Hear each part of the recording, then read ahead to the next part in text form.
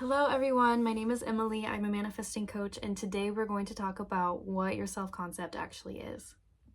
This is part of a series that I started where I'm going to just break down the most common questions and the most common concepts about manifesting and the law of assumption. So that way, if you're new here, you have a video, you have a resource to go back to if you're ever confused and you just don't really know what people are talking about.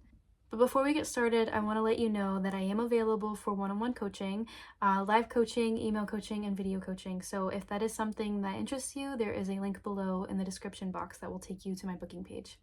So your self-concept actually isn't what a lot of people think it is. A lot of people confuse it with self-esteem, and that is not really what self-concept is. Your self-concept is the collection of beliefs that you have about yourself and about how the world works around you for you.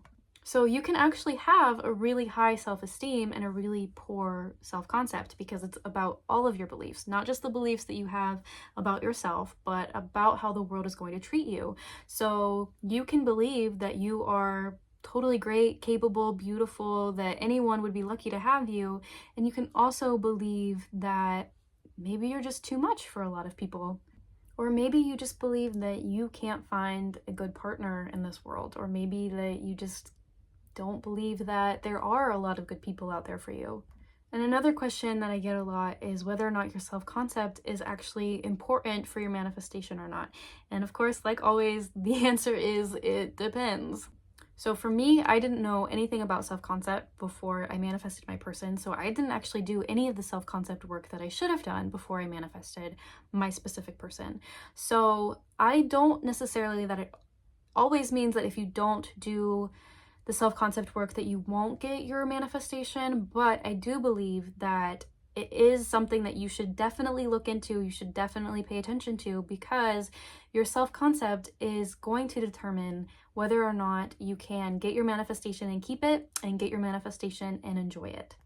So when we say that you have a poor self-concept, or that maybe you might have a poor self-concept, what that basically means is that you have limiting beliefs in your self-concept, or you have beliefs that just aren't serving you and they aren't in alignment with your desires.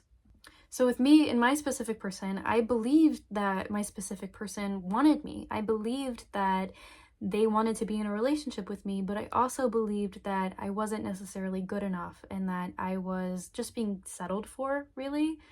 And so, of course, that created a lot of insecurity and a lot of anxiety and a lot of, anxious driven beliefs about, whether or not my person was actually going to want to stay with me or if my person was going to end up finding someone better.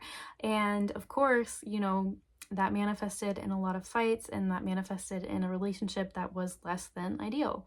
So you don't have to technically do the self-concept work to manifest whatever it is that you want, but it is definitely a good idea to look into because you don't want to just get your desires, you want to be able to enjoy it, right?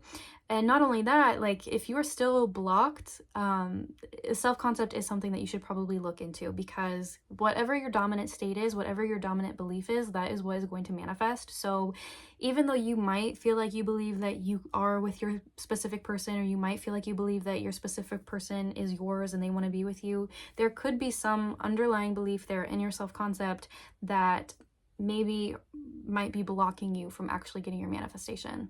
So one way that you can actually work on your self-concept is to just examine what it is you actually believe about yourself and what it actually is that you believe about the world around you. If you are trying to manifest a specific person, I want you to look at your specific person and I want you to think about how you believe they're going to treat you, and whether or not that belief is rooted in who they are specifically, or if that belief is rooted in just what you believe about love and what you believe about relationships in general.